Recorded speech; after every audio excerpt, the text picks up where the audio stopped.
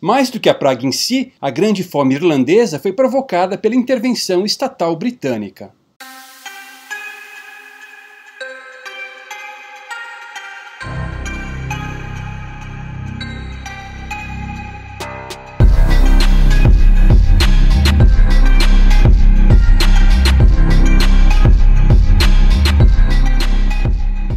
A Grande Fome foi um período de carestia em massa que ocorreu na Irlanda de 1845 a 1852. Durante esse período, cerca de 1 milhão de pessoas morreu e outro tanto migrou da ilha, especialmente para os Estados Unidos e o Canadá. A população do país caiu 25%. O motivo imediato da carestia foi uma praga que atacou as culturas de batata na Europa. Embora todo o continente tenha sido atingido, seus efeitos foram mais sentidos na Irlanda, porque 1/3 de sua população dependia exclusivamente da batata para sobreviver.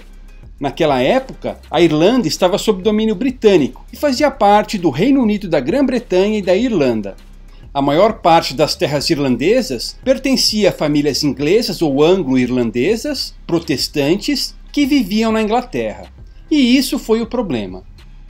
Se você procurar o assunto naquele instrumento de propaganda esquerdista chamado Wikipedia, lerá que o impacto da praga foi exacerbado pela política econômica britânica de capitalismo laissez-faire. Nos livros escolares brasileiros, o discurso vai ser o mesmo. Foi o capitalismo malvadão o responsável pela tragédia, e a culpa do governo britânico da época foi de não ter intervindo de forma contundente para minimizar os problemas. Em 1998, o então primeiro-ministro britânico Tony Blair chegou até a pedir desculpas pelo governo do século XIX ter feito muito pouco em resposta à Grande Fome Irlandesa. Mas será que foi isso mesmo? Será que o governo britânico daquela época foi mesmo culpado de ter feito muito pouco?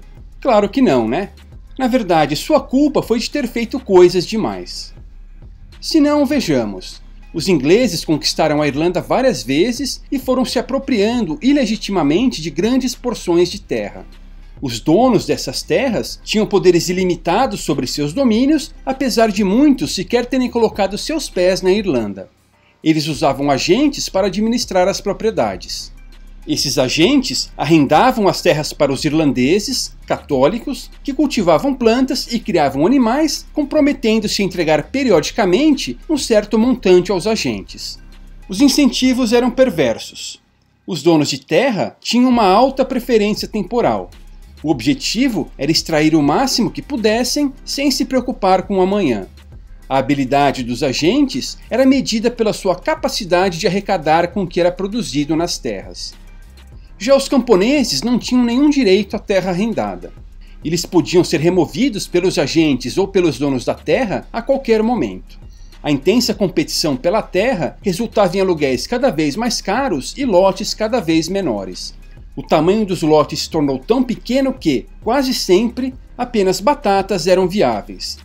A batata era a única cultura que podia ser cultivada naquele espaço, capaz de fornecer o mínimo de calorias que os camponeses e suas famílias precisavam para sobreviver.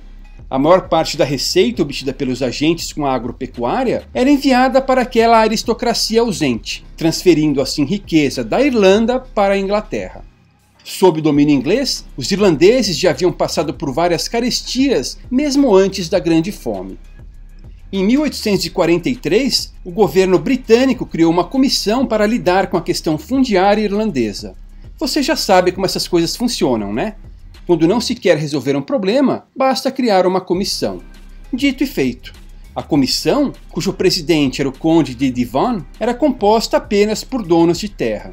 Apesar disso, o problema era tão óbvio que até essa comissão fez o diagnóstico correto.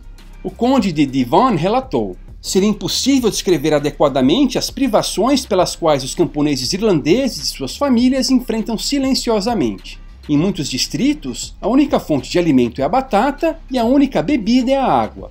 Suas casas mal os protegem do tempo ruim. Camas e cobertores são artigos de luxo. Porcos e montes de estrume são tudo o que possuem. Apesar do diagnóstico correto, nenhuma mudança efetiva veio dos trabalhos daquela comissão.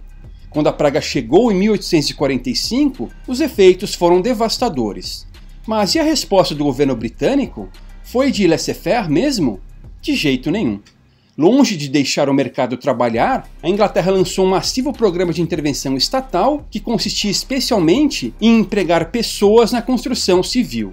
Como em todas as tentativas de se criarem empregos artificialmente, essa também não deu certo. Esse extenso sistema de obras públicas dependia de uma taxação pesada sobre a economia local.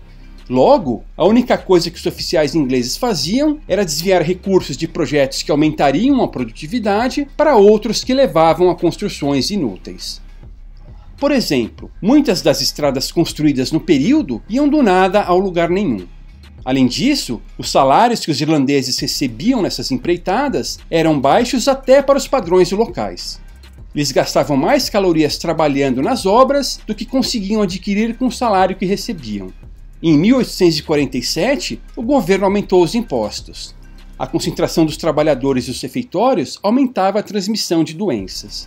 A pesada taxação impedia a caridade privada dos poucos irlandeses mais abastados. Mudanças na política monetária levaram a juros maiores e dificultaram a aquisição de crédito.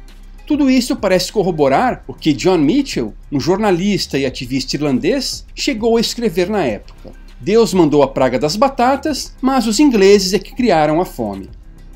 Portanto, ao contrário do que nos dizem as máquinas de propaganda estatal, a grande fome irlandesa não foi causada por uma praga e nem foi amplificada pelo capitalismo.